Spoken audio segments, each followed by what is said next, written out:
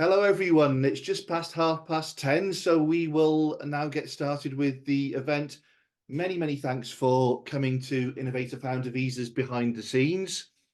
Um, the reason we put this on is whenever I put a post on LinkedIn about Innovator Visas, there's always one comment or two explaining it feels like it's getting harder, it feels like it's very difficult, it feels like there's additional criteria, and there's a misconception in the marketplace that this is quite a hard visa to get. Now, what we want to do is give you the truth, dispel some of those misconceptions, and give you the view of what an endorsing body actually does, in the hope that you can ensure that your applications for this route are as appropriate as they possibly can be. So when we put this on, we thought, okay, let's get a session. We can explain to people what the route's about and so on. And we didn't expect 225 bookings.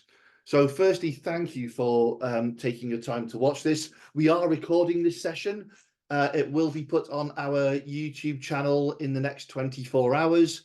But again, I'll explain more about that as we move forward, along with the house rules, which will be on the next slide. So again, just covering the agenda for the next 60 minutes. Firstly, we're going to talk about some of the misconceptions and the fact that this route is not getting harder, but it is becoming clearer. That's the most important thing, because we want to make it easier for you to apply, not harder. We're going to give some statistics as an endorsing body, what we've done over the last almost 12 months. I think it's 11 months since the program started now. We're then going to talk about specifically what we do as an endorsing body, and we will cover the innovator founder same business and the innovator founder new business routes. What we won't cover in this session is indefinite leave to remain. But if there is sufficient demand for a session covering that, then we will cover that separately. So converting from startup or legacy, will cover the innovator founder same business route. We will talk a little bit about what to do if your application is refused and the main reasons for refusal. We will then leave you with some takeaway points before we go into discussion regarding well, anything that you have. And with regard to the discussion, we have some house rules. Through the event, can you please keep your microphones off? The purpose for this is we are recording it, we are putting it on LinkedIn, and you will have an opportunity to ask questions. But can you please ask your questions via the chat feature? If I can send them to all or send them to me, if I get the chance to answer the question in the natural progression of the discussion, I will do so. If I don't, I will go through the remaining questions at the end and do my best to ensure that every question is answered. Please avoid using the chat box for general chat, because it will make it very difficult for me to pick out the questions if that happens. We're unable to answer questions regarding specific applications, but we can always discuss those with you separately if we are able. And again, we're covering a lot here in a very short time. The room is full of potential applicants, immigration specialists, business plan writers, and academic bodies as well. Doing everything for all of you in 40 minutes would be extremely difficult. I'm going to try and get my spiel done in 40 minutes. We've got plenty of time for questions. So we will cover what we can, but again, we're more than happy to take conversations offline or arrange separate sessions if there's particular demand for a certain subject. So moving on, let's talk a little about the purpose for this event.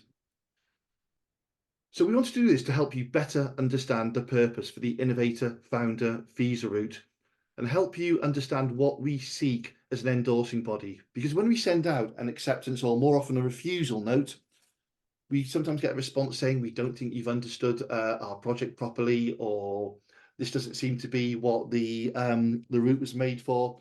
And the guidance notes from the Home Office, they are as concise as they possibly could be, but because of course, because innovation is subjective, and every business plan is different, then there are a number of niche points that it would really help if everyone understood, because they're not as clear as they could possibly be in the guidelines, which is what we're going to roll out here to help you understand, as an endorsing body, exactly what do we do, exactly what are we thinking, why are we thinking that way, and what are we looking for. So we want to clarify some key points to help your understanding, to increase your confidence in this program, and ultimately make the process of applying easier, not harder. What are the misconceptions? Well, there's one here I'm going to touch straight away, which I think we can all dispel because most of us will know that's not the case. It's an investment route.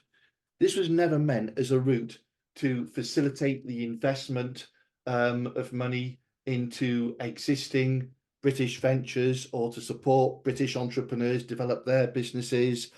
The Home Office phrase it investment in exchange for position.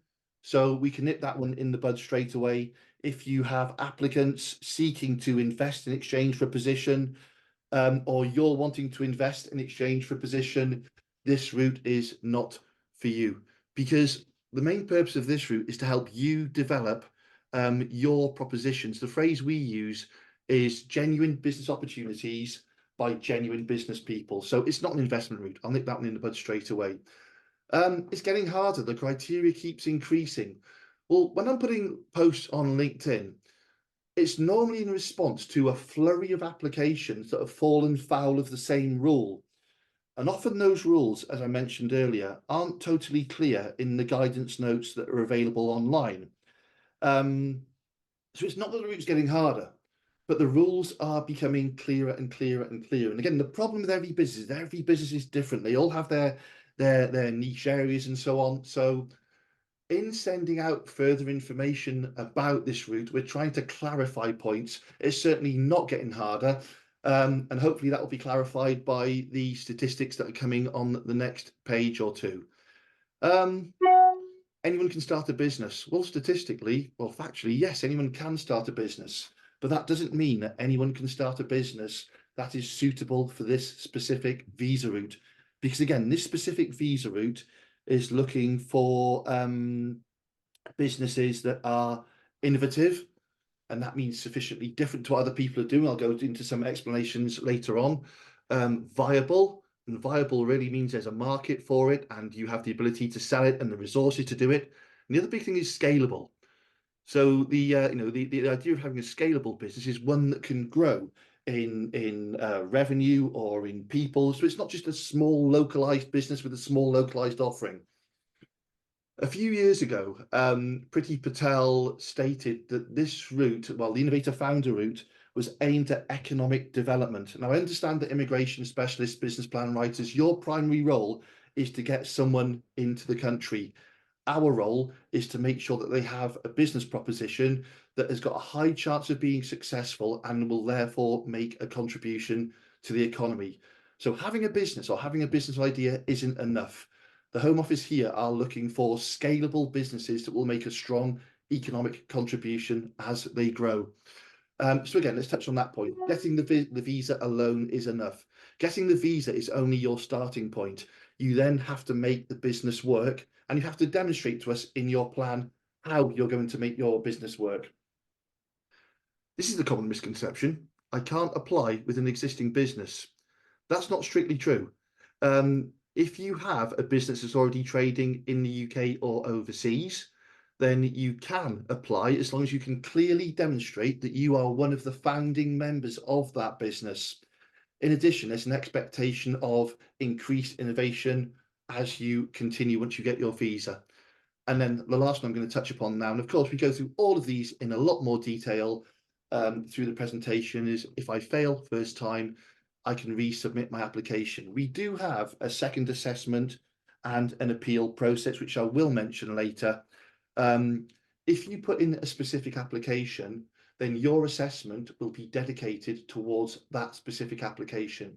You might have a chance to clarify information, but you can't change it to a different business, or you shouldn't be then improving the idea if you failed. You seem to have a chance to clarify where we may have misunderstood it, which hopefully doesn't happen very often. And again, I say on the left here, there are many misconceptions, most spread over LinkedIn. If you're not sure, please ask. Before I go into statistics, I've jumped into this quite quickly without introducing myself and my team properly. So I'm just going to take a second on the side here. So again, for those who have come in a little later, my name's Richard Harrison. I'm director and co-founder of Innovator International. In the room here, we also have Nick Roach, my co-founder, and two senior members of our team that are highly instrumental in this process, Karen and James. Nick, Karen, James, if I've missed something out, please, please, please jump in on the voice and shout in.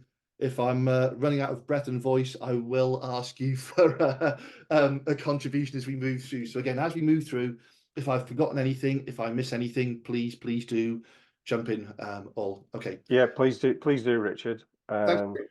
Yeah, no problem. Okay, so moving on to some statistics, we report to the Home Office regularly with regards to our performance on this route. And as of 29th of February 2024, this is only on the Innovator Founder route. It's not the Innovator Legacy route. We'd received 596 applications, 222 of which were endorsed. So what we're really looking at there is a 37% success rate. Now, when you consider organisations like Innovate UK, who are the government's innovation agency, run funding programmes for innovation, and the success rate for some of those programmes is around 10%. Certainly for the old Smart route, it was 10%. A 37% success rate for this visa route isn't bad at all. Now, some people will say again, well, how does that issue of an endorsement relate to the issuing of a visa? As a part of our service level agreement, with the Home Office. Of course, when we give you an endorsement, it's a recommendation to the Home Office that your project should be granted a visa. It doesn't always happen because the Home Office may find other reasons to refuse, but within our service level agreement with the Home Office, it's agreed that 99% of our recommendations should result in a visa. So, you know, we're still looking at 36 to 37% of our applicants actually getting a visa at the end of this process. Now, just to give a little more information statistically, over the last couple of months, that has been a little lower, probably closer to 25%, but we're still looking at 1 in 4 applicants being successful through this route. And I'm going to talk a little bit about the genuineness of applicants, because there are a batch of applicants that would have a significantly high success rate based on the nature of their application, and a number that would be lower based on the nature of that application, but hopefully that comes through the rest of this presentation. So the bottom line here is, sorry, Nick, far away. Yeah, Richard, just to say, obviously that success rate will vary depending on the quality of the applications, and we have seen it over certain months. You can get a batch of really strong business proposals with very, very credible applicants. So you will have a higher success rate as opposed to some other months or periods that you go through where that's not the case. So clearly there is, and there can be, and will be quite a variation of those rates. Absolutely. Over a period of time. But hopefully over the 12-month period, over a 2-year period, as we work into next year, you'll see a fairly consistent sort of pattern. Absolutely. And a decent average. It's certainly not the 5 to 10% that the internet would have you believe. The success rate for this route is, I would say, reasonably high given the nature of the route and the nature of the applications. Thanks, Nick. Okay, so this is the key thing here. We're going to talk a little bit about what we specifically do as an endorsing body, in the hope that when you understand what we do, you can better prepare your application. I'm going to go into something in a little detail later on. I'll hold that for the time. I'll hold that for the time being. No, I'll say it now. Actually, we do receive a number of applications where, if they'd had a little more thought or a little more development, they would have been within the area to be approved. But sometimes I personally feel that people are very keen to get an application in for this route. The plan may be a little rushed, and as such, the application is a little premature. And often in that case, we'll say, go away, do a bit more development, come back when you're ready and reapply. But again, hopefully that will come through in the next few slides when we talk about our process overview. So the overview in itself, and I've got a slide on each of these. The application is received via our website. I'm going to just gloss over these now because I'm going through the whole lot in more detail over the next 10 or so slides. The application is assigned to an appropriate assessor. The assessor then assesses the project and holds a panel meeting with a senior assessor. That may lead to further questioning.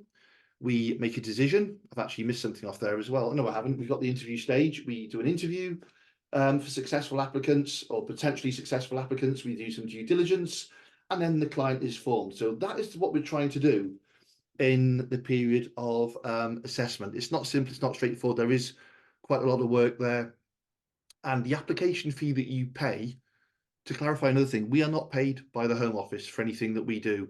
Our revenue comes from the application fees, and this is what you get in exchange for the application fee. So let's look through this in a bit more detail now. For those of us who have worked with us historically, this is mainly for the immigration specialists out there. We used to give free advice to potential applicants. So an applicant could contact us and say, okay, I'm thinking of a project in this area. What are your thoughts? What do you think of it? And we could give advice on whether it was suitable or not. When the Innovator Founder Visa route came on board, we were no longer permitted to do that. And the reason for that is the Home Office has set a process in place, and the process, if you picture a flow chart, said applicant applies, applicant pays, assessment starts.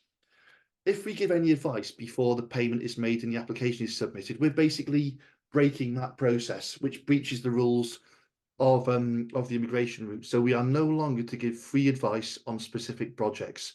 It's not something we're able to do anymore, which is why we developed support guides online. And if you go on our website, innovatorinternational.com, you will see at the top, there's an application pack for new business, an application pack for same business, and a guide to writing your own business plan. We strongly recommend you look through those documents prior to applying, because that's our way of giving you whatever information we can, in the hope that if your project is good, you continue to apply. But if your project does not meet the criteria, you don't say, well, do you know what, I'm going to put it in anyway in case it goes through. But you spend a little more time developing it, because that's the key to success here. So the big things here is the applicant must complete the application process themselves. You have to fill that form in. You can have some help filling the form in, but you must click submit and you must make the payment. That shouldn't be done by a third party. You must also, this is the most important thing of all, have significant input to your plan. It's okay to have help writing a plan. We've put a guide online, and we know there are some excellent business plan writers in the room as well. You can have help writing your plan. What you shouldn't have help with is someone developing your idea for you, because that is breaching, again, the purpose of this visa route. And again, through the application process, we must have direct contact with you. If we ask a question about your visa plan, we must be asking you, the applicant, not an immigration specialist, business plan writer, or third party. That is a rule stipulated by the Home Office. Now, what's most important about this is if you get to the interview stage, you will be quizzed on your business plan.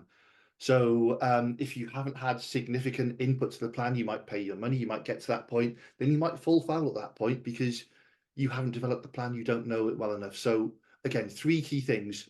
You must complete the application process.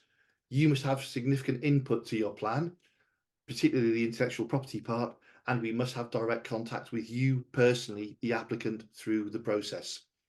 So we've got the application. What happens next? We've got a team of 20 assessors. All of these people are experienced business advisors or successful entrepreneurs. They've completed the journey themselves, and they all work across a range of sectors. The main sectors we cover, well, they're comprehensive: digital, art and creative, sports, edutech, food, medical, financial, aerospace. Sorry, aerospace should read advanced engineering, because we cover a range of subsets of advanced engineering. Sorry. Professional services.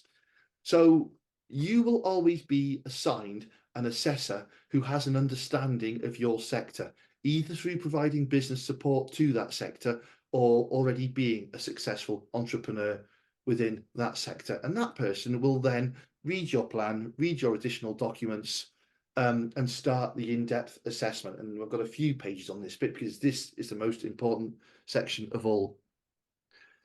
Now, they look at your CV, your overall plan, your market and engagement plan, and your finances. To me, the CV is always a good starting point. That's why I put it at the front, because you don't expect a carpenter to put forward a project on brain surgery, and equally, you don't expect a brain surgeon to put forward a project on carpentry. Successful businesses are normally started and run by someone who has an experience within or a good understanding of a specific sector. So we always look for some alignment between the person and the project. And again, the best plans tell a clear, consistent and conjoined story. A good plan reads fluently like a good book. Now, one thing I need to change is in our business planning guide, we've suggested business plans should be around 30 pages. That's not a limit.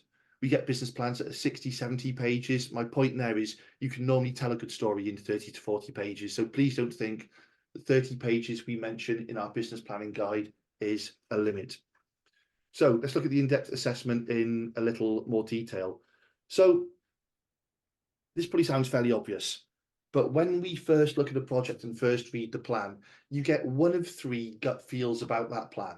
You know straight away it doesn't meet the criteria. Or you know straight away it does meet the criteria. But then we get the ones that fall into the middle and they could meet the criteria. They need a lot more research from our end. They need a lot more due diligence from our end. So what are the specific questions we ask and how do we come to that decision? Okay, so firstly, let's look at innovation. And there are 4 key points here. Firstly, you need a clear and compelling, unique selling proposition. You need to be significantly different to what exists on the market. But I'm going to go to the box in yellow here, so the box in orange, and say, we receive many applications for inventions. And the difference between an invention and an innovation is an innovation has commercial potential. And we could all come up with an idea that would be absolutely useless. I mean, I can hold this glass up. You probably can't see me because the slides are on. I'm holding a glass at the moment full of drink. And I can say, how could invent that glass out of a soluble material or a sugar? What about a glass made of sugar? And you know, it's absolutely useless because as soon as you put a hot drink in it or a cold drink, it would leak, it would melt, it wouldn't be fit for purpose. I've invented something, but it's not innovative because it's not genuinely useful. So we're looking for something here that's sufficiently different to what currently exists, but it's useful. There's a potential marketplace for us. And that's where we cross over into viability as well. The next thing is it can't be easily replicable by others. So if we're looking at something that's very, let's say for the sake of argument, we're looking at a website that aggregates other people's websites. Firstly, it's not really that innovative anyway. But secondly, it's easily replicable by others. So we want an element of complexity. And that's normally where your subject matter knowledge comes into something. I say complexity. On the other hand, I do think the simplest ideas are often the best. But we want something that can't easily be copied by other people, not easily replicable. That's a rule within the guidelines. Thirdly, the innovative component has to be core to the success of the business. So what we're not looking for here is, let's say for the sake of argument, a standard consultancy, and you say, oh, by the way, I've got a small innovative thing that I'm going to do as well.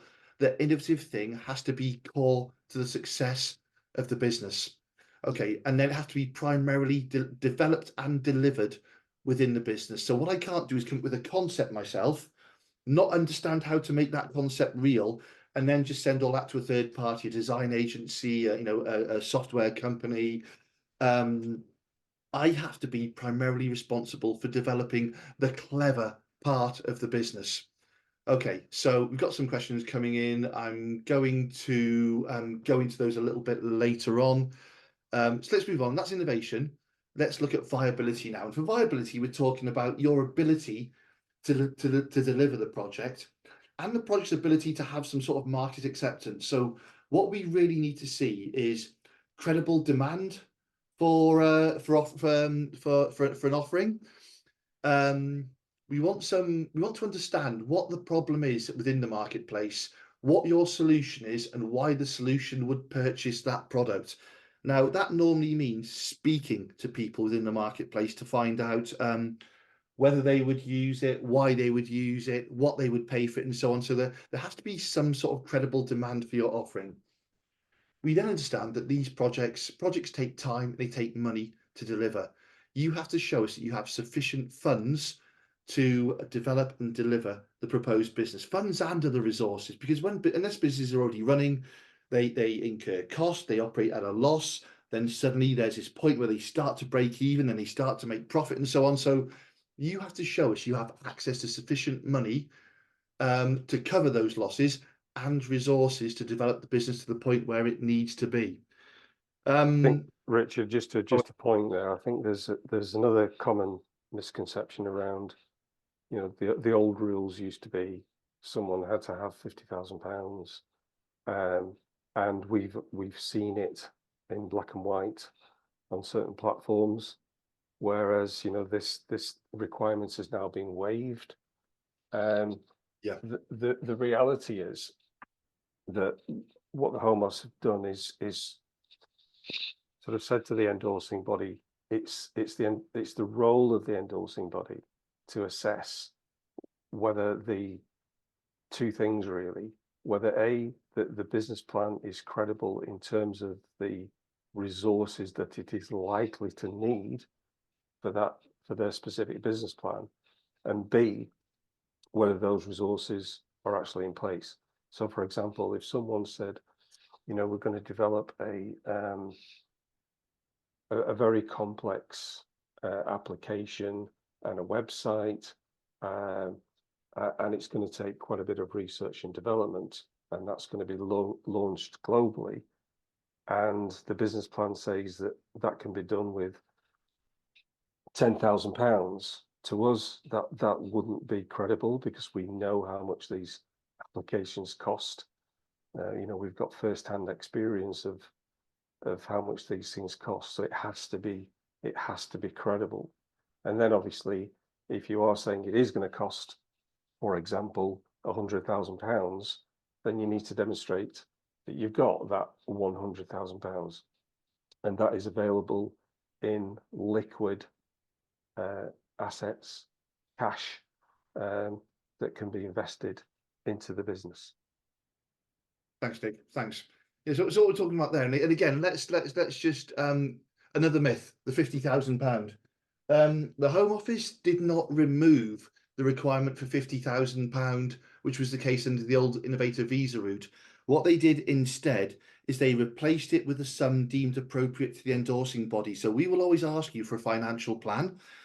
You can show us how the business is making a loss before it starts to make a profit. And then you need to show us that you have access to sufficient funding to cover those losses in a liquid format. What we can't accept is I have a house that may sell, it's worth this much. And again, we might have projects that need £15,000, we might have projects that need nothing. We might have projects that need £200,000.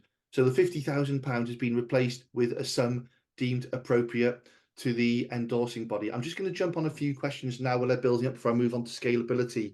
Rajesh, thanks for your question. That sounds like quite a specific case. So I'd like to answer that one personally and separately. If you can drop that to me in an email and let me know which case it is you're specifically talking about, then I will respond. We will respond to that one personally, and we will explain in more detail specifically why that one was refused. Hopefully what we're going to go through in the rest of this presentation will answer the rest of those questions. I've had a private message from a fantastic business plan writer, to be honest, who has said they are still getting emails asking, do you have any ready-made business plans? Ready-made business plans, ready-made business ideas are not permitted under this route.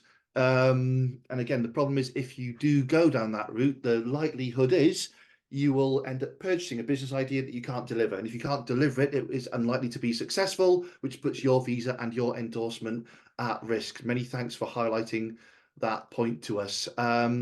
Is there a separate roadmap for people endorsed startup and now moving? Yes, that slide's coming in about 5 or 6 slides time. So we will cover that one as well. Progression from startup onto same business.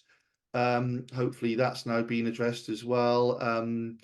Robotics, I did not see the previous slide. Okay, so yeah, so that wasn't a comprehensive list of sectors, but robotics would come into advanced engineering. We would make sure there's an engineering advisor that would cover that, unless of course you're talking about the IT side of robotics, which would be digital. The list wasn't comprehensive. Many thanks for raising that, but we would make sure that we do have sufficient coverage on that sector. Where we don't have sufficient coverage or we need extra advice, then we are able to seek external advice from specialists, making sure it does fall into the remit of our terms and conditions, of course.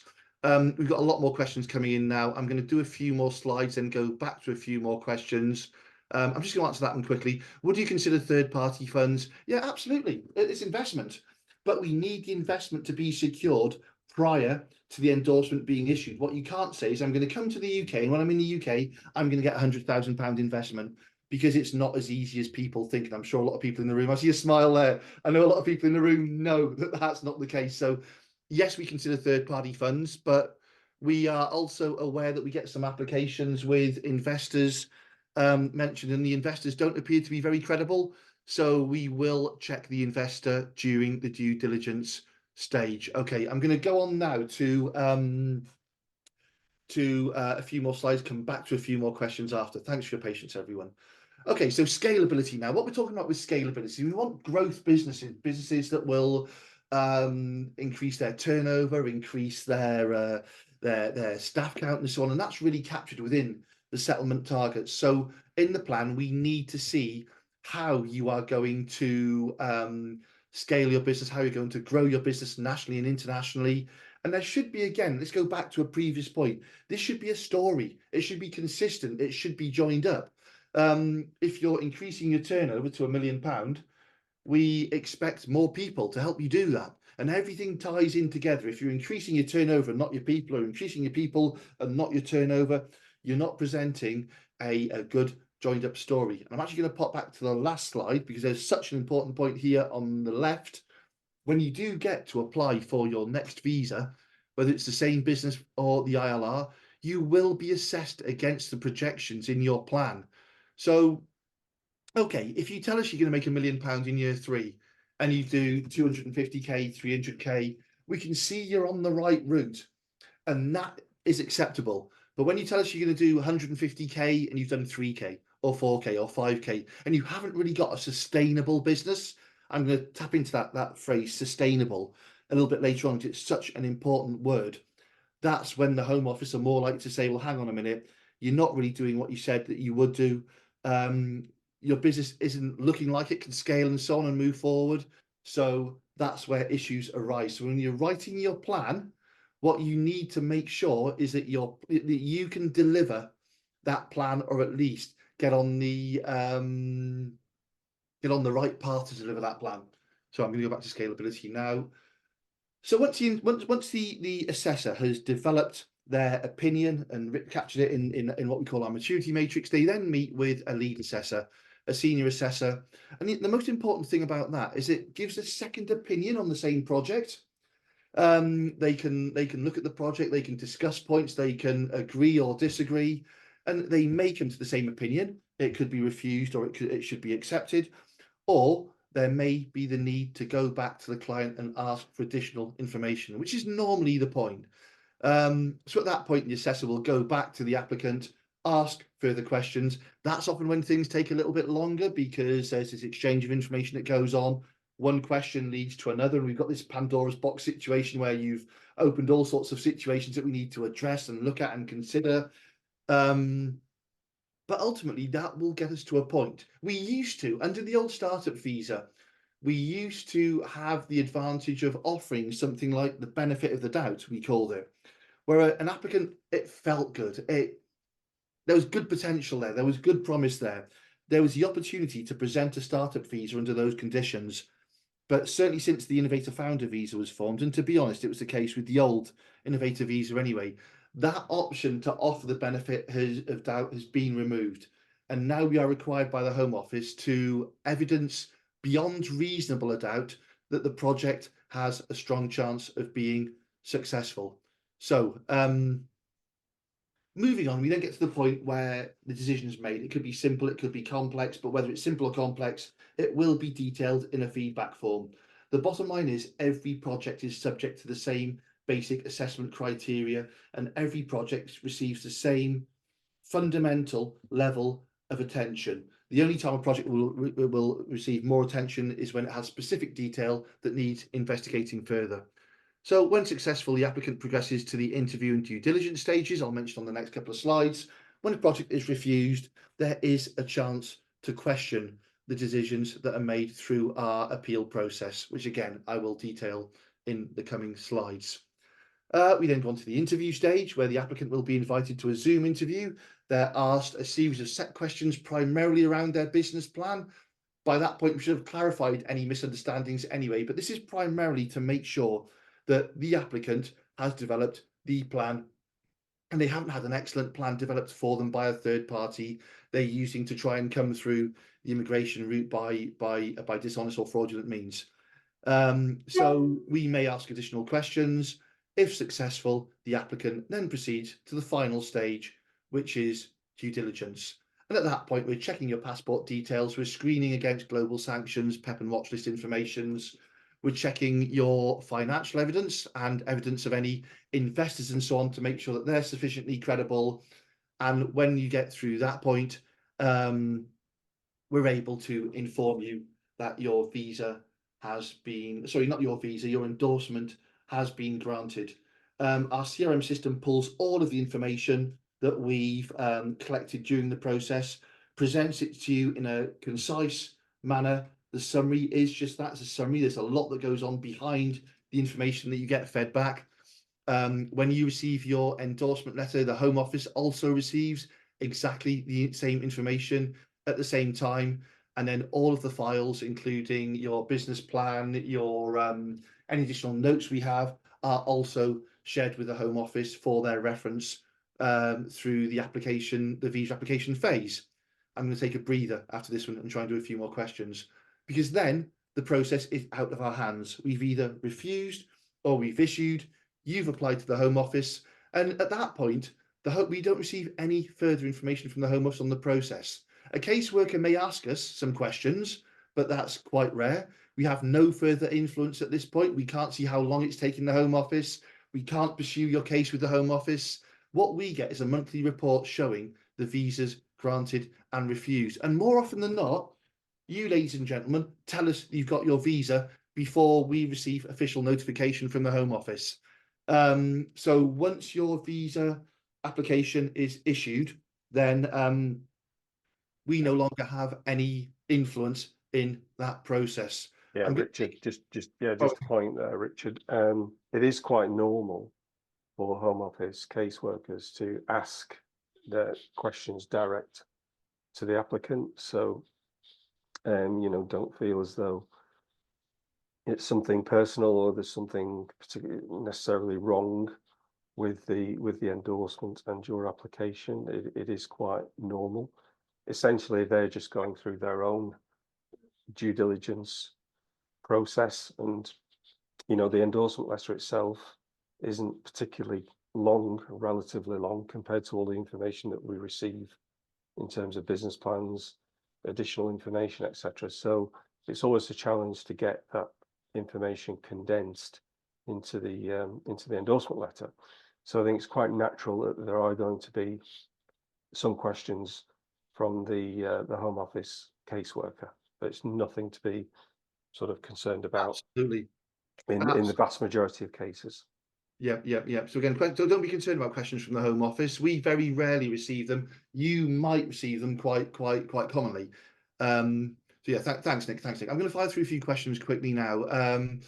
So if someone's on a graduate visa and start doing groundwork for their business, can they apply for IFB? Well, doing the groundwork and even trading doesn't preclude them from applying for the Innovator Founder visa. I'm not sure about the conditions of a graduate visa. So as long as they're not breaching the conditions of their graduate visa, setting up a business or starting working does not prevent them from applying for the Innovator Founder visa.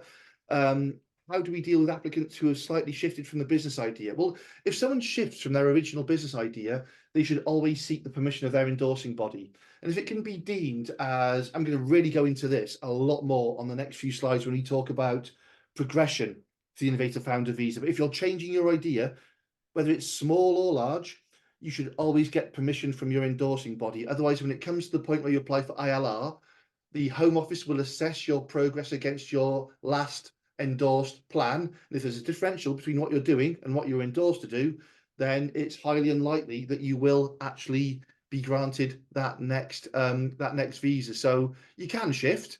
If it's a big shift, the endorsing body may need to reassess the plan to make sure it is still sufficiently innovative. But the best thing is always keep your endorsing body informed. The danger is when people slip into doing something that has less resistance, that is easier, that it raises money, and they don't realize over a period of time they were no longer doing what they were endorsed to do. That's when the danger comes in. So if you're changing what you do, that will be picked up by us at your midpoint reviews, your 12 and 24-month reviews, and more regularly if you're on one of the supported programs, one of our added value service programs. But again, if you're changing what you do, or you're consciously thinking about changing what you're doing, just have a chat to your endorsing body. Can people offer pitch decks and focus on that along with business plan? If you're a business plan writer, you can offer pitch decks. Yes, you can, as long as it's the applicant's business idea and you're not developing ideas for the applicant. I'll do 3 more, then we'll get back to the presentation. Demand for offering, have you shown discussed? Okay, I'm going to go back to that one later about the credible demand for offering to make sure I've sufficiently understood the question. Can undistributed profits, net profits from a previous business where you are a founder, but yeah, absolutely. As long as it's liquid, they've got to be liquid. Yeah, funds that are available for investment. And you clearly need to demonstrate that you can access those funds. So let's say, for example, you're a 25% shareholder in the business. You know, you've got to show us what liquid assets you have access to, and that you actually have the permission to, or the ability to use that money within the business. Thanks, Nick, for the liquid point again. Okay, let's just do one more before we then go on to the next section. I will come back to the questions again. So developing a platform where I've estimated 35k for the startup first year, but will demonstrate 50k. Well, yeah, because so you're saying you need 30k, you've got 50k. Of course, that's absolutely fine because you're showing you have more than you actually need, which is very, very good in the event of slippages. Okay, so I'm going to tick that one as done. Let's move on to the next few slides now, which will be, I think, of particular interest to the people who are on a startup visa and the academic bodies in the room. So we're going to talk now about converting from what we call a legacy visa, which is either a startup visa or the old innovator visa. It's also relevant for people who are on the new innovator founder visa, who will need to go to a same business visa. But of course, that won't happen for another year or so, another couple of years. And we will, of course, have done a lot more events by then. So let's go into converting from legacy. Okay. Okay, so this is again the most important slide for anyone who's on a current visa legacy at the moment. To progress, you will be expected to have achieved considerable progress against your original plan. By your original plan, I mean your last endorsed plan. And it's so important to remember this when writing your plan. Progress will depend upon what you promised people that you will do. So if you're looking to change what it is that you're doing, you have to get permission to do that.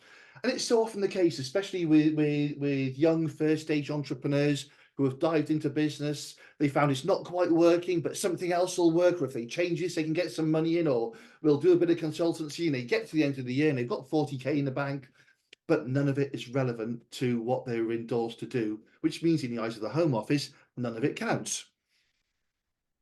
So common pitfalls when you're progressing from your startup or your old innovator to the innovator founder visa: other revenue streams that you didn't mention in your original endorsing plan, or more importantly, revenue streams that aren't a direct result of the innovative component of your project or proposition. Insufficient progress. I think it's very easy in your first year or two to take it easy, especially when you've got other things on your mind and so on. And then suddenly 2 years are up, you've not made enough progress.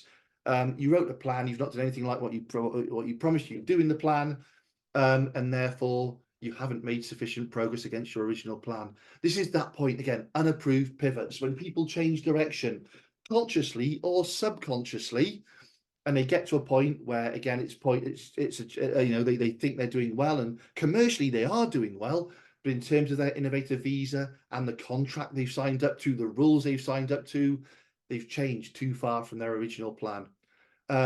We get a lot with this. There's not enough commercial traction. I've been doing this for 2 years and I've got 3k, I've got 5k, I've got 15k. Okay, in some cases you might have a 2-year development program, and that's acceptable if you've told us that's the case. But when you've told us you can have 250k in year 2 and you've got 6, then that's of concern, because it questions the scalability of the business as well, which is the last point, no demonstration of scalability. Next slide is going to scare the HEIs, some of them. Sorry, so I'll put it on now in advance. I skipped through it a bit too fast then. So when we are, this is the grey area with the Home Office, but it's been clarified over the last few months, and it's there in writing in the guidance for endorsing bodies. But when someone is progressing from startup to innovator or old innovator to new innovator, what we need to see is, and the points in bold have probably already jumped out to you, we need to see the original plan and the endorsement letter, which is what most applicants have. But we also need to see formal minutes or notes from checkpoint meetings and formal approval of any pivots. Because if someone changes direction substantially, the old rules for endorsing bodies was any such change should have been reassessed and approved by the endorsing body. Now, the Home Office are asking for written confirmation of this when someone applies. And if the applicant can't provide it, then they will pursue it themselves with the original endorsing body. So please make sure that dig out the old records where someone's going from startup to innovator founder, they have any evidence of checkpoint meetings, whether it's an email or a formal notification or whatever. And if they've pivoted significantly from their original plan, if they've not approved it with you, then that's on them. They won't be able to progress their business to the new one.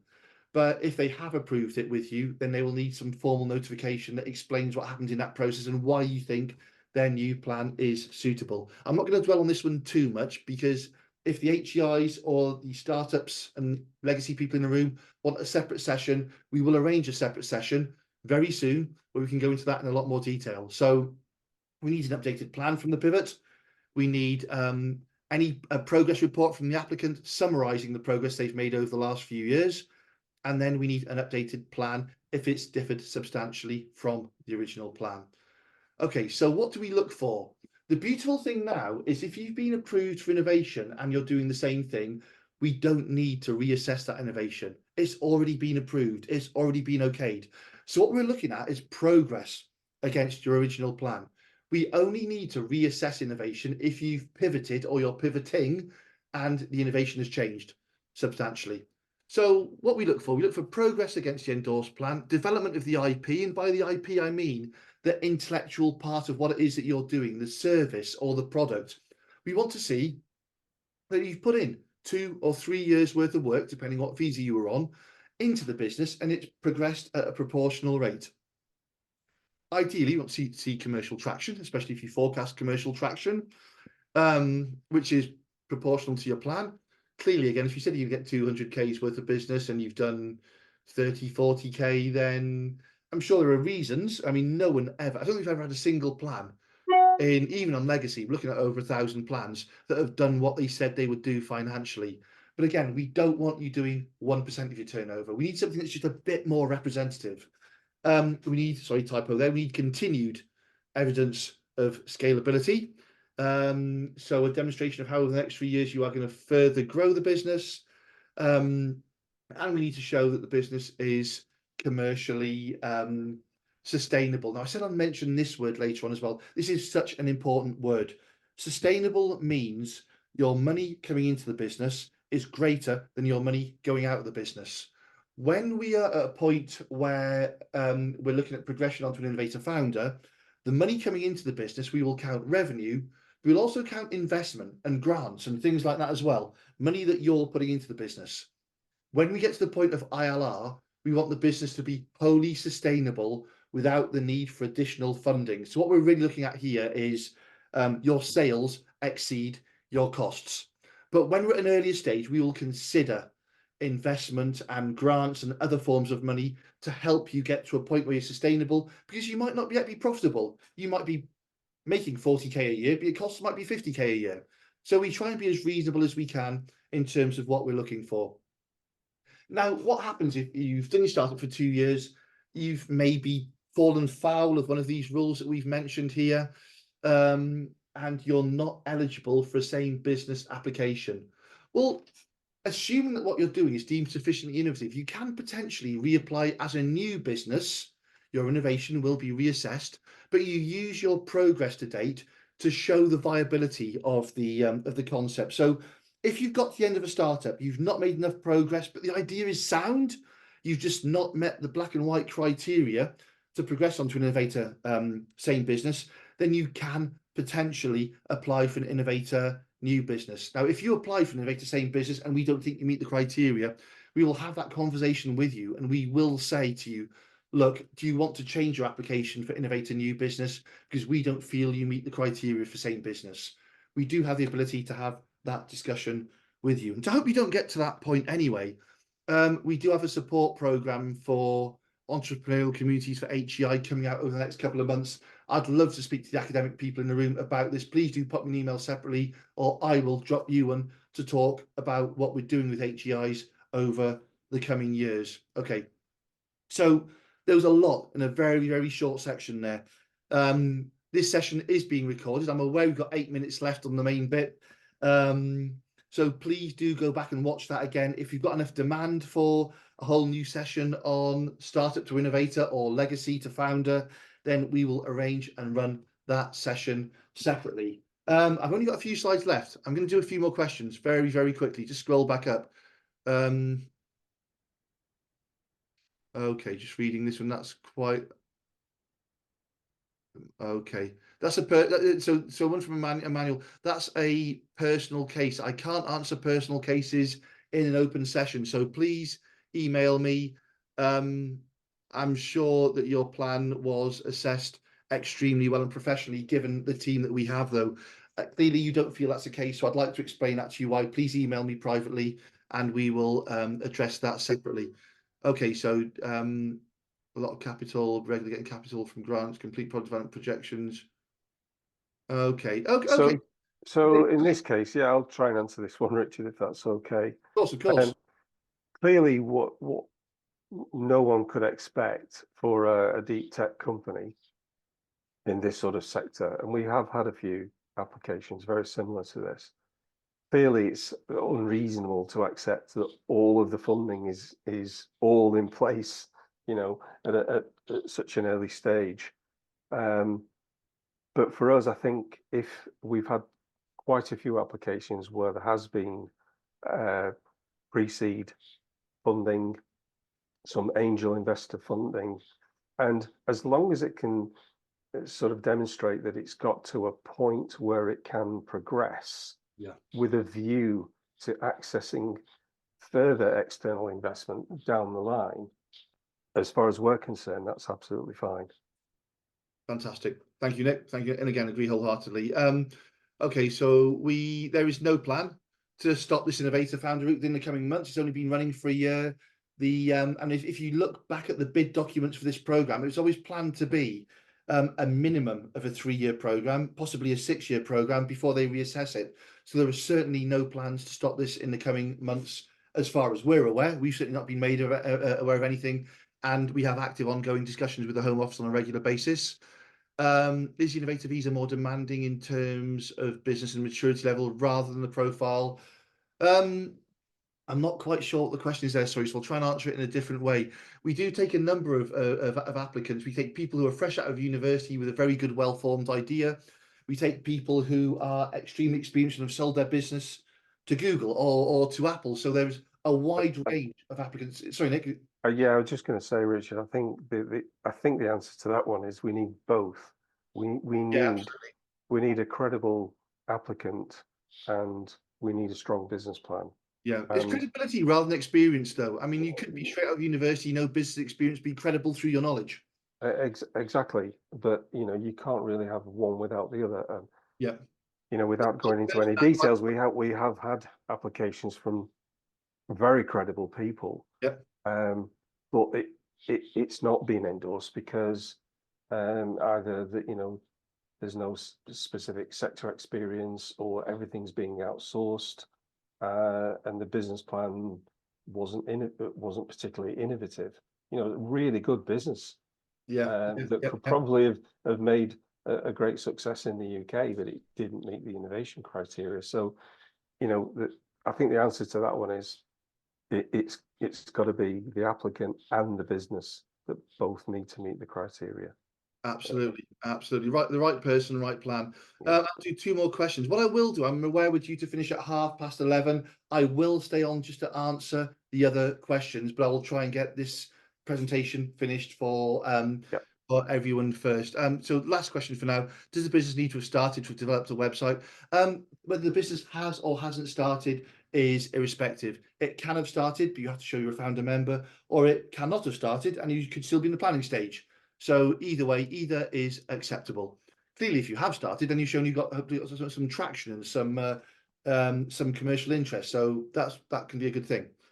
Okay, so if you're refused, bear with me a moment. Two things happen. Well, you have the option of two things. Firstly, you have a chance for a second assessment, but that's not a reason for you to look at your feedback and say, okay, I'll change this and this and this, and I'll reapply. It's more in the event that you think that we have misunderstood your project. And that can happen. Often our project is misunderstood, mainly because we've not been provided with enough information or the right information, or the information has been ambiguous. So it gives you a chance to say to us, actually, you've misunderstood this because of this, this, and this. And statistically speaking, I would say around, at the moment, probably around 15% of second assessments get overturned. Now, that's not saying throw a second assessment in because 15% will get overturned. If everyone with ineligible projects keeps applying, that 15% will go down. That's not a set number. It's a number reflecting what the state is at the moment. But if you think we've misunderstood your project, tell us why. We've got a new process for that that's launched yesterday or today. James, is it live yet, that process? Yeah, it was live yesterday. Fantastic. Thanks, James. So that process now, it isn't an invite to send us a whole new business plan or a business plan where you've changed a few pages and we can't tell where you've changed it. We've got a set form, 3 boxes. Why do you disagree with our statement on innovation? Why do you disagree with our statement on viability? Why do you disagree with our statement on scalability? And it's a very simple form that lets us look at that again and say, well, actually, if we've misunderstood that, we will reopen that conversation with you. Okay, so that's the second assessment. If you're still refused, you then have the chance to go to an appeal, and under an appeal, a whole new assessor with similar or relevant sector experience will assess your project again to make sure the original assessor made the right decision with all of the information that had been made available to them. Again, that's not a chance to change or amend your project. So the message I'm giving here is get your project right first time. Read your business plan. Get someone else to read your business plan. Make sure it has the information we need to hopefully give you the decision that you want. The main reasons for refusal, you've seen all these points already due to the slides, so I'll whip through them quite quickly. You haven't got a clear and compelling, unique selling proposition. What you're doing is not sufficiently different to what's on the market, or it's easily replicable by others. That is a rule that's been clarified over the last year. That rule wasn't totally clear on the legacy program. It's not a new rule, but it's been clarified by the Home Office. They want something that's not easily replicable. In strong intellectual property. It's not primarily delivered or developed within the business. Now, again, and I think there's a question on this, if you need someone to help you turn the idea into a project, something real, then okay, I mean, you may not be a manufacturer, you may not be a coder, but you're expected to have developed the intelligent part, not a concept.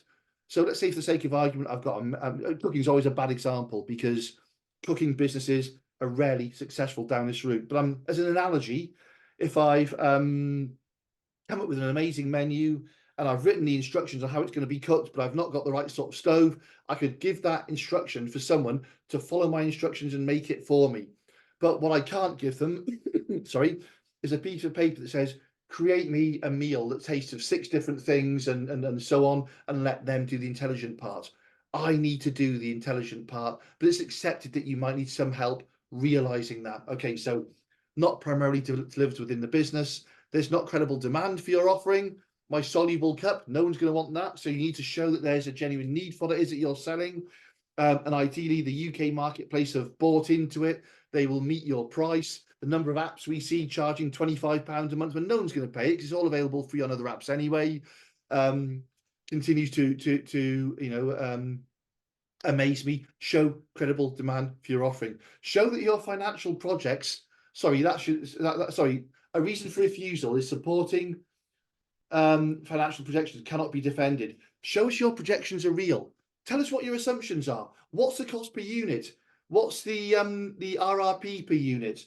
What's the how many people are buying it? And build the business plan. Show us how it works in a point that you can defend in a discussion. Because if you get to interview, we will have that discussion. So if your finances have been written for you and you can't explain them, then you're going to fall on a sticky point.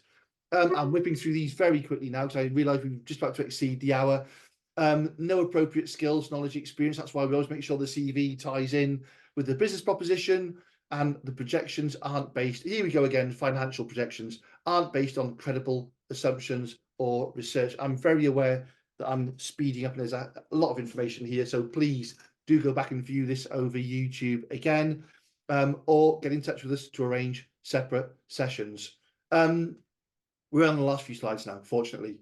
The main reasons for refusal for the same business are the revenue comes from other streams, insufficient progress, unapproved pivots, little commercial traction, or no demonstration of scalability. And I'm not going to dwell on those because I think we covered that quite well in the section on progression to same business anyway, but particularly the academic bodies, if you want to discuss this in any further detail, don't hesitate to give us a shout.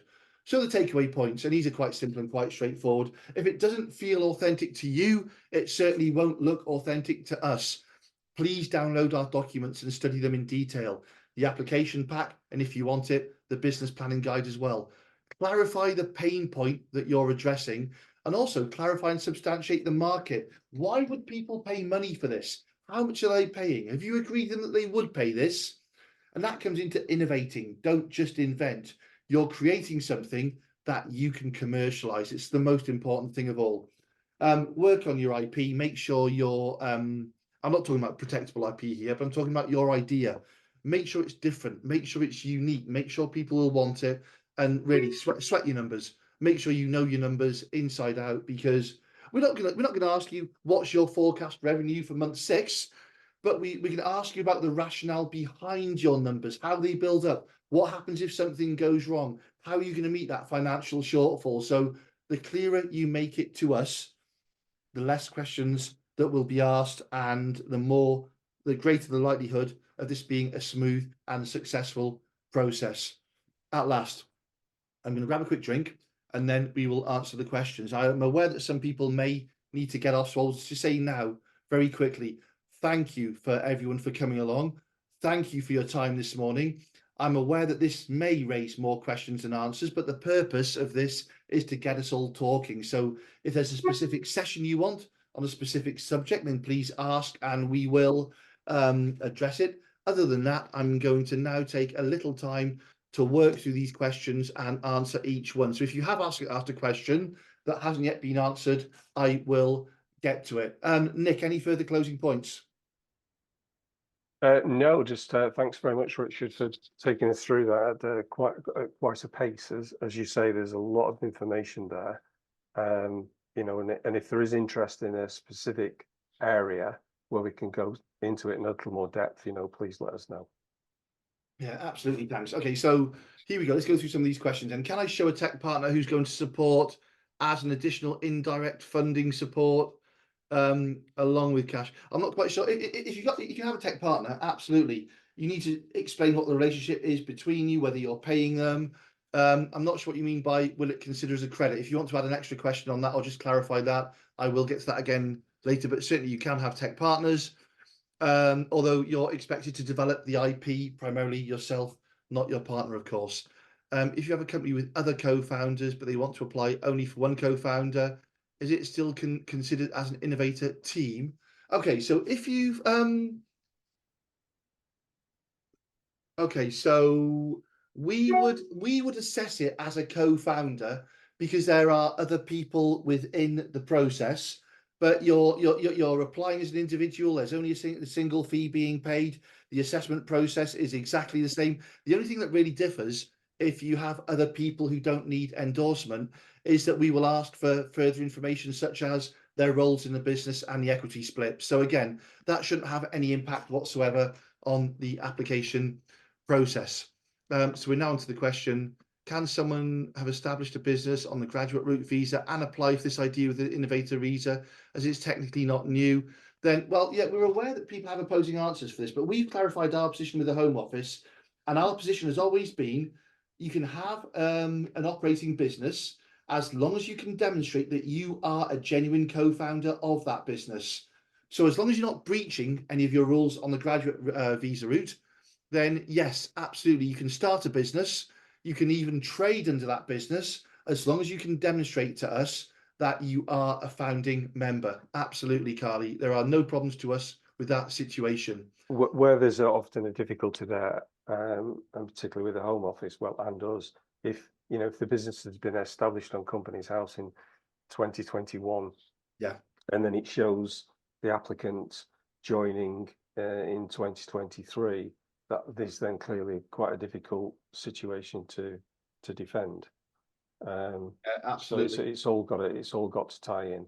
But that is the requirement, that they must be able to demonstrate that they are a genuine co-founding member of the team.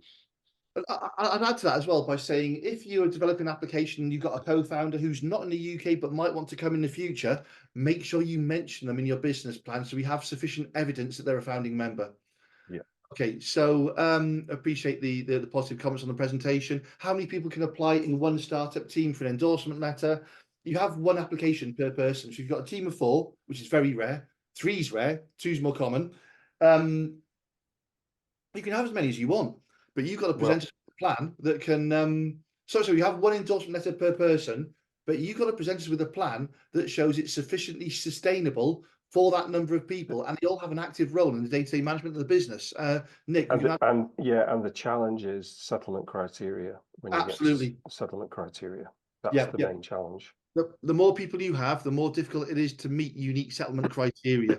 So statistically speaking, there's not a limit. Mathematically, there will be a limit. But practically, we receive a lot for 1, a small number for 2, less for 3. I don't think we've ever had more than 3.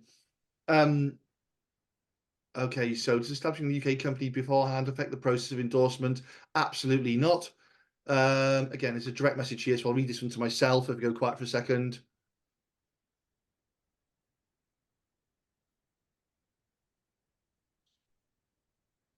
Okay, so the message to the person who asked the question about the client submitting the application, yeah, please that raise with me separately. But again, we've clarified with the Home Office, and we did this when we developed our system. Immigration agencies or third parties can help you develop the form. That's why we've put the means on the form to save it and revisit it. But you should always send the link to the applicant, so the link can click the submit button, which then takes them to the payment page as well. And again, the applicant should make the payment themselves, not a third party. They're the rules. They're the rules we adhere to. But again, happy to raise that separately if needed. Again, so the next question, I'll mention the name very briefly. Nilu, lovely to see you again. Hope you're well and the project is going well. So currently in, yeah, understand 12 and 24. So okay, so we will be in touch with you about the 12 and 24 month checkpoints. But what we're really looking at is progress against your plan. So we will send you a questionnaire a couple of months beforehand that will ask you how you're doing.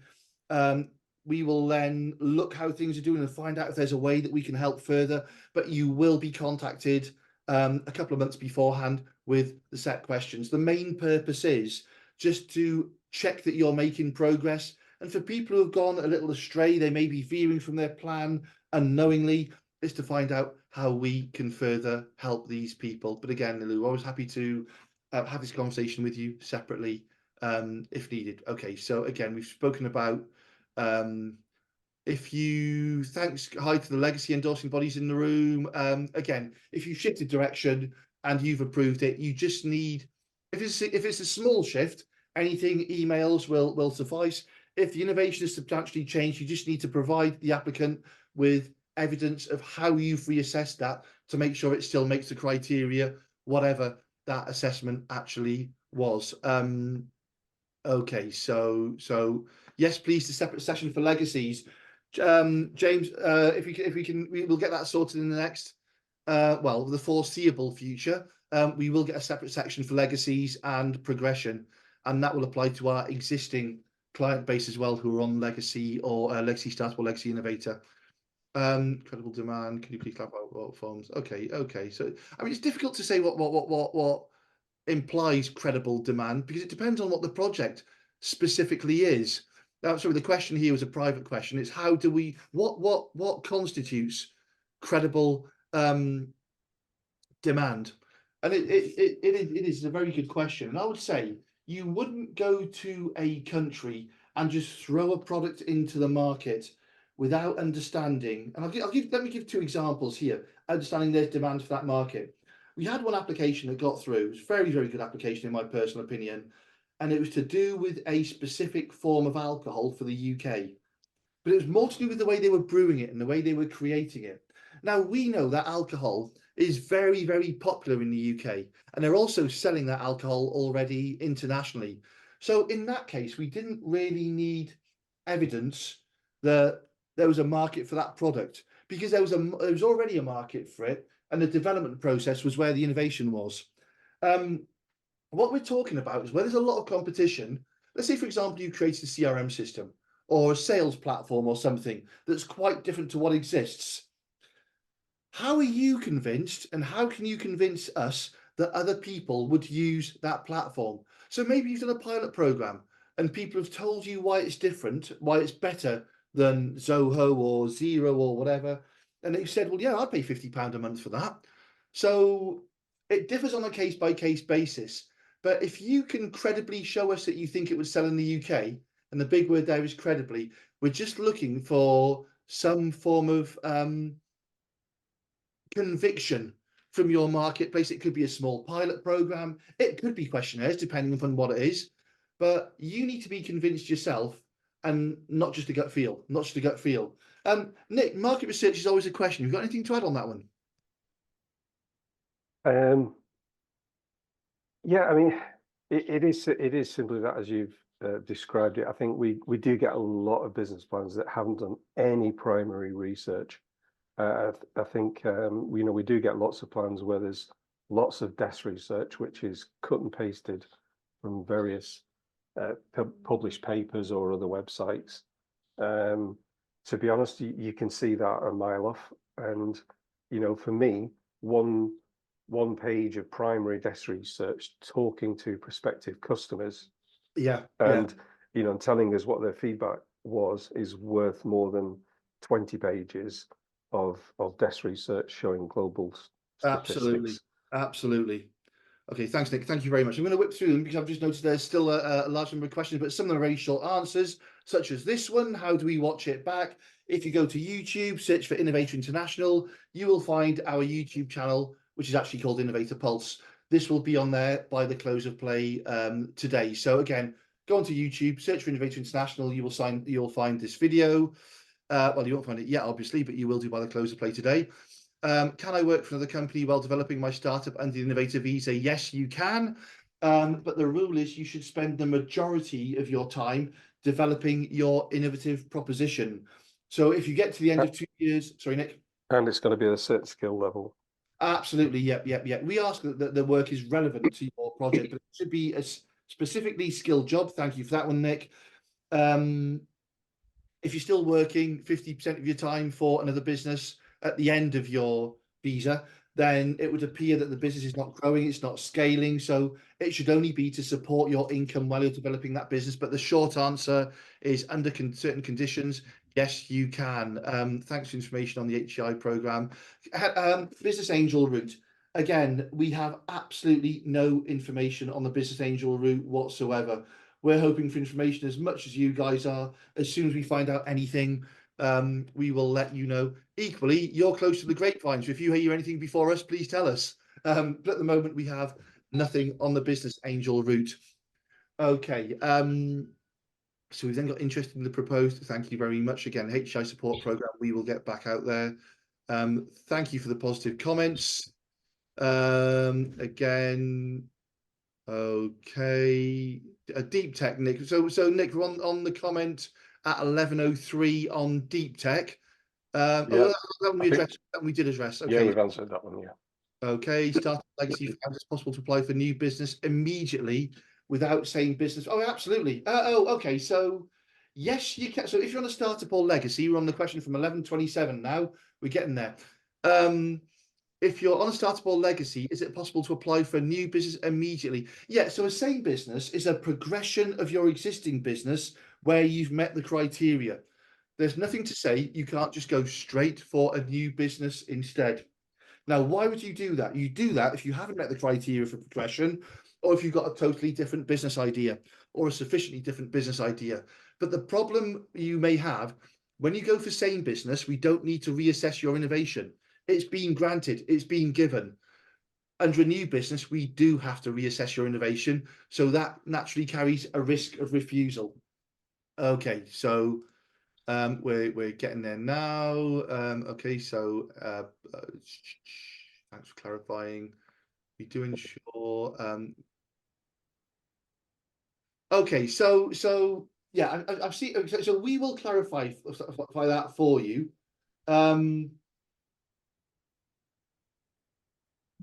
Okay, so this is where there's a big grey here, a big grey here.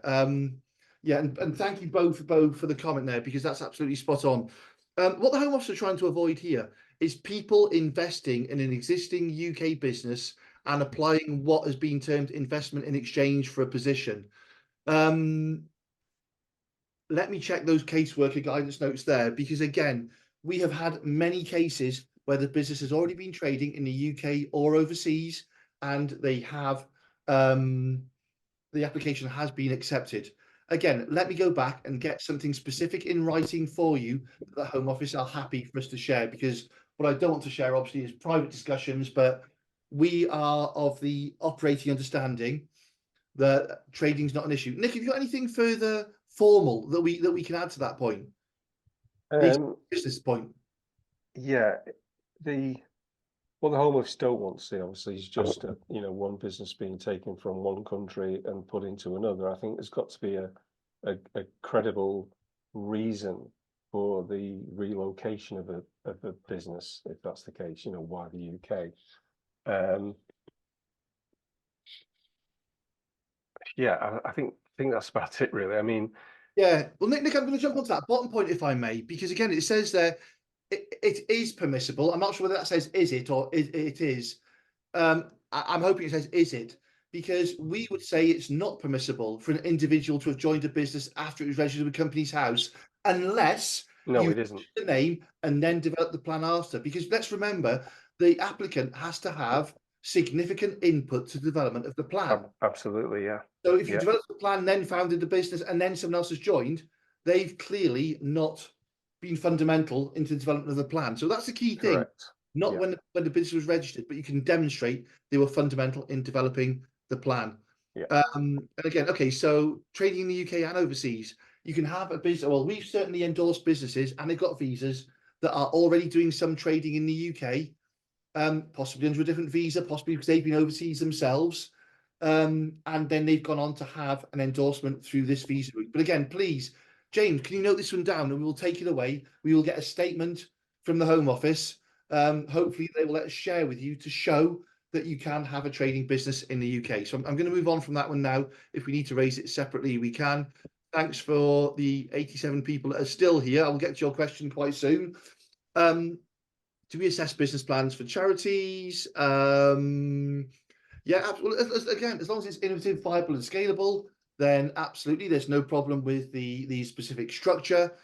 Out of all 37% successful businesses, can you categorize the sectors in which the business plans were endorsed? I'm a bit cautious about this, because it's sort of encouraging people to put applications in within those sectors. So what I would say, I am going to share that with you in a couple of seconds. I'll tell you the top 3 sectors. But what I want to say is that we're not necessarily encouraging applications within those sectors. It just happens to be that the applications within those sectors were sufficiently strong. Nick, do you want to share? Yeah, I think it's an incredibly diverse sector. Sorry, the applications from an incredibly diverse set of sectors. There's no, we haven't got, there's loads of advanced engineering, or there's loads of you know, food and drink tech. It isn't like that. It's incredibly diverse. Exactly. So even if we said the top three, you're talking very low sort of percentages Yeah. of the numbers. So you're talking 10 to 15% of the successful applications have been in what we would term professional services, digital services, or advanced engineering. So Which covers a whole host of very broad things and sectors, yeah. But again, that is the extent. I mean, the applications we receive. Sorry, I've just stopped sharing the screen there incorrectly. Let me share that screen again. Here we go. Okay, yeah. So yeah, I mean, we are asked to provide information to the Home Office covering generic sectors, but again, they cover such a broad range of sectors. I've just popped the screen up now that mentions our website, our YouTube channel, and our email address as well. So again, going through, we're doing well on the questions now. We're up to the questions that were posed at 11:34. Let's keep on moving through. Okay, again, lots of thanks. And again, thank you for your time. Really appreciate it. We're down to 11:36. Quick question. Rejection due to not having IP. Okay, so again, that's the same question. Again, Rajesh, I can raise that one with you separately because I'd like to understand why it was refused. Please, again, if you email the info address here, we will talk about the specific case there. Can you work for the company? Again, I think that's a repeat of a question. Yes, you can, as long as it's meets the criteria that we've met. We'll be on YouTube later on today. Yeah, the 5 jobs, they need to be UK nationals. That's correct. That's correct. So a pleasure to see you there and meet you as well. You've got them on the screen. Wave back to you there. Thanks for answering that question for us as well. And of course, you've been through a very similar route yourself in the past. We will go through. Okay, so moving on to 11:37, which documents are sufficient to prove funds are easily accessible? Okay, so Nick, is it a financial question? Do you want to take that one? 11:30. Yeah, I mean, again, you know, as we said before, the funds have to be liquid. You know, if they're in a bond format, we wouldn't class that as necessarily liquid.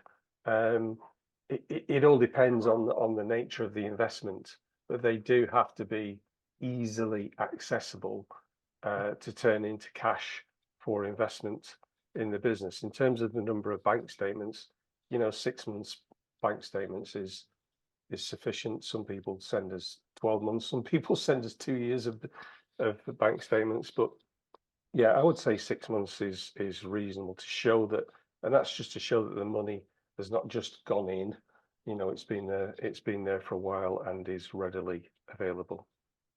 Fantastic. Thank you very much, Nick. And usually bank statements are the best way to demonstrate proof of funds. But you know, if for example that's an investor has funds available, and maybe that investor will only invest the funds once the visa has been approved, that's fine. But in that case, we would need a bank statement from the investor showing that those funds are available, a covering letter saying that those funds will be available to the applicant, and we probably need a passport of the investor as well. Thanks, Nick. Thank you. Okay, so it's a fun question. Why do I keep looking out my window? I'm a retrospective thinker. I find it hard to think when I'm staring at words. So if someone gives me a question I need to think about, I stare into space. So I'll stare outside and I'll think and I'll give you an answer. Thanks for the personal question. I actually quite like answering those. So hopefully Andy is a bird watcher. And I am a bird watcher. We had a buzzard going across a few minutes ago. So, I digress. Okay, so yeah, I'm a retrospective thinker. I can't stare at words and think. I need to stare into space. We've answered the 37% question. This is an interesting one as well. From again, thanks for the question, Navin. You're seeing many entrepreneurs. I say you're rather than we, obviously, applying for skilled worker because we're not actually involved in that route. I can't really tell you what the benefits of one route or the other are, but I'd say if you are a genuine entrepreneur with a genuine business idea, can you pursue your own business concept under a skilled worker? I don't know if you can. I don't think you can. So hopefully that will provide some answer there. But I know, especially the immigration specialists in the room, they all get people knocking the door saying, "I want to get to the UK. What route should I take?" Whereas we're really focused on the people who know they want to go down this route. So Navin, I'm going to ask you that question back later because I think you'll be able to provide a better answer than me. So our documents added after clicking submit, assessed. Some documents deleted were still used in the assessment. Again, a manual. James, do you want to deal with that one separately, offline? Yeah, we can deal with that one separately, but we Specific don't assess any documents after it's submitted until payment's been made. So it's sort of two stages. So on the application form, you'll be able to upload all your documents and extra information. But you can click submit, but then it will take you to the payment page. We only start the assessment after payment has been completed. Absolutely. Thanks, James. Okay, so again, this is a very interesting question. This is opinion baited, opinion sort of located. So what are the shortcomings of this visa, if any, in our opinion? I'm going to give you a very short opinion here, if you don't mind, and ask Nick as well. But personally, I would like to see the investor route, the angel route, come online as a replacement for the old investor visa, because of course that was meant to happen, but hasn't for reasons unbeknown to us. So I would like to see an investment option there. In terms of this route, the difficult thing that we see is clarification with regards to a very subjective term, and that's innovation. You know, it's subjective, which is why we even tried to make it subjective based on the opinion of experts, because you get different levels of subjectivity. But it's very difficult to make a program that's so open and yet so defined. So Nick, any quick thoughts for Saurabh here on shortcomings of this visa, in your opinion? No, I would agree with that. That's obviously the key area, you know, in terms of innovation, because it means so many different things to different people. So it's always going to be difficult to define that one. I think if there is a shortcoming, and I'm not saying it's a fault or a problem with the visa route, because it is a really good visa route. Personally, I think the Home Office done a great job in sort of setting this visa route up in the first place. You know, unfortunately, sometimes because of the innovation criteria, it does preclude some great businesses that do want to come to the UK, set up, employ people, generate profits and pay tax to the government. So, you know, that's maybe something that could be looked at in terms of a policy shift going forward, whether that's a separate route or whether there's dispensations. I don't know, but that's just a personal opinion. I'd agree with that as well, and say there are so many businesses that they're fantastic. They will work, but they don't meet the criteria for this specific route. So whether there should or shouldn't be a route for those people, I don't know. Because when I worked at a development agency, displacement was always an issue, and that's displacing settled people in jobs. But again, you know, it's a shame that we see good applications that simply don't meet the criteria for this specific route. So again, just a bit of a personal opinion there. Okay, so there's a question here. If an application got rejected last summer, not appealed yet, then the one thing I would suggest is, again, it depends upon why it was rejected. Drop us a note, drop us a personal note on that one, because we have given you an assessment once you've not appealed. So and we should be able to advise with regards to what sort of things you may be able to look at if that wasn't clear in the refusal letter. Overseas company wants to help project securing percentage. Okay, so when business started earning, be taken percentage from it. That's fine, because that's just classed as an investment. Yeah. As long as there's evidence to demonstrate that that investment or that money is available from that investor, that's fine. It's just like any other external investment. Absolutely. Okay, so thank you very much, Nick. Next question: if you have a co-founder who's part of the team not coming to the UK, not intending to come to the UK, the ILR application is made for just the person who wants to come and stay to the UK. So it's obviously 50k, one of the criteria. The ILR criteria only settles to the individual who is seeking the indefinite leave to remain, not founders who are in, you know, for example, remaining in a different country or already in the UK. How many people can apply in one startup team for getting an endorsement? You need, again, hopefully we've answered that one. It's one endorsement per person. You can have multiple people within a team, but the normal criteria applies. They've got to be active in the business. They've got to be able to meet the settlement criteria, and the business has to support the financial needs of all of these people. Not able to achieve projected outcome, let's say in terms of profitability at the end of 2 or 3 years period. What will be the consequences? Well, the question there is, have you made sufficient progress, and are there good reasons for you not meeting? I mean, no one meets what they said they meet. Very, very rarely do people do that. So, If you've not made sufficient progress in the eyes of the Home Office, then you won't be granted the same visa, the same business visa. You could apply for the new business visa instead, possibly, but that's why it's so important to make a plan that is achievable. Don't make a plan that says, oh, we're going to make 28 million in year one. Make it achievable, make it realistic, so you will be judged against it. But then if you think you can't make that plan, speak to your endorsing body and say, look, I got it wrong here. I want to adjust my finances and adjust something. So when I get to the point of renewing my visa, I've made progress against what I said I would do, and I'm not judged against this unreal situation that I put in my head in some Disney fantasy in month one. So the ultimate consequence is you won't get the visa. But if you ask the right questions and do the right thing, you maximize your chance of continuing either on a same or new business visa.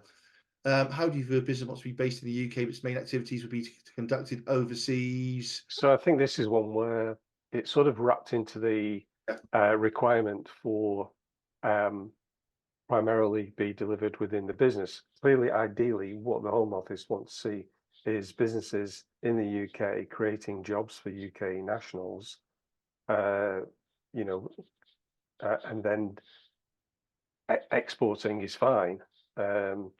But if it's simply a case of, you know, one person running, or one or two people in the UK running an operation where either all the manufacturing or all the technical development is done overseas, then that's not an ideal scenario. You certainly wouldn't meet any of the jobs criteria. So Bo's very kindly answered the question below. If that's the case, why do you need to be in the UK? So again, there has to be sort of a clear justification. That's the reason for that as well. Yeah. Okay, so again, we've answered the question on endorsements. This question has been answered. Thanks to Bo and Q for having the conversation there. Adam, thanks for the reply again. Okay. Again, Emmanuel, we'll get back to you personally on these issues. Occasionally, and we're very aware that this has been an issue in the past. The timelines that we give are a guidance. There are times where we have a specific workload, but what more often the case is we have projects that require more in-depth investigation and more in-depth studies, and in those cases, we often, unfortunately, go over the recommended timeline for completing something. But please be aware it's a recommended timeline, not a contractual obligation. But we will always get everything done for you as quickly as we can, because we want to get it done to the best possible standard and make sure we're maximizing your chances of getting that endorsement. So apologies if you have been waiting for something, but more often than not, it's due to the level of scrutiny we have to put into an assessment. Is it really important to have the work business experience aligned with the nature of the business plan? Or this point doesn't define the credibility? Well, yeah, again, I'll go back to my previous example, and I'm going to turn it around. If I'm a brain surgeon, which I'm not, putting forward a proposition in carpentry, then there are so many amazing carpenters in the country. Why am I the right person to deliver that project? Do I understand the market? I'm going to make it quite different. I'm going to turn it around and say if it's a carpenter offering, or an IT person offering a medical good, or medical goods that they're seeking to push into the NHS. They may not understand the NHS. They may not understand how hard it is to get into the NHS, or even how the NHS in the UK operates. So what we're looking at is understanding why that person can make that business work. It may be that they don't have experience in the sector, but they've done some academic studies, or it's based on an interest they have. But we're looking for a link, a connection. So you very rarely get a successful project without a person that has a close interconnection with the subject of that project. So that's really, why is that person doing it? There must be a reason. I think a short answer to that question is yes, it is really, really important. Thanks, Nick. To have that person aligned with the business, because of two reasons. Primarily, one is that the requirement for the business plan being primarily delivered within the business. So in other words, if the applicant hasn't got either the experience or the knowledge or the expertise, then it's going to be really difficult to be able to demonstrate that that requirement's been met.